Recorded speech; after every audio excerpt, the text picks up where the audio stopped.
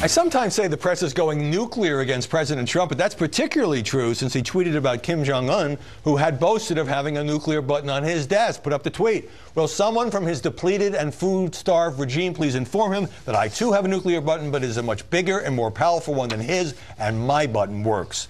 Well, Gail, many journalists and commentators, as you know, depicting that presidential tweet as inflammatory and dangerous when it comes to a potential nuclear confrontation. Right, and why is it so shocking and appalling to tweet something that is undeniably true? And I think the reaction is because they're objecting to the tone of the tweet. We saw this when President Trump went to the UN and called him Rocket Man, and there was shock and outrage about that.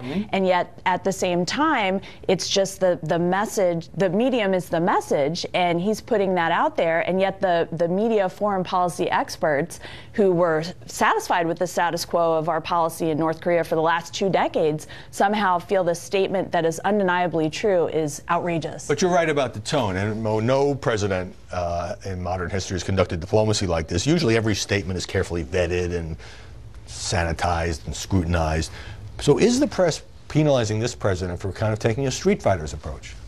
I think a little bit, and I think the foreign policy community is as well, right? I think when you're dealing with someone who is as volatile and as narcissistic and as a North Korean dictator, I don't know that I think the tone is important, and I think that setting a foreign, if the Trump doctrine is size matters, I'm not sure that's what's going to actually be productive in trying to turn things around with the North Koreans, or if it's going to end up just provoking them even more. And that's the thing, Shannon, beyond the confrontational aspect, there's been a whole series of tough tweets against North Korea, none of us are rooting for. There's been a lot of media ridicule about my button is bigger than your button, it's about size, it's about manhood.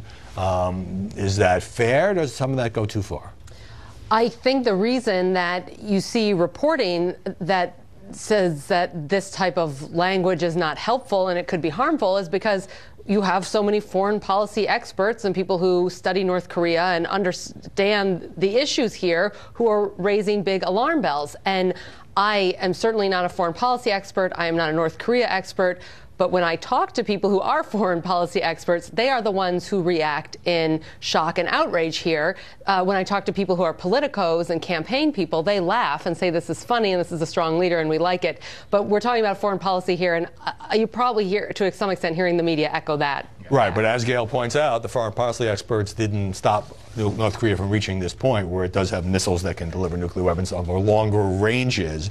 By the way, we talked in the last segment about CNN's Jake Tapper getting criticized on Twitter by President Trump over his interview with White House aide Stephen Miller.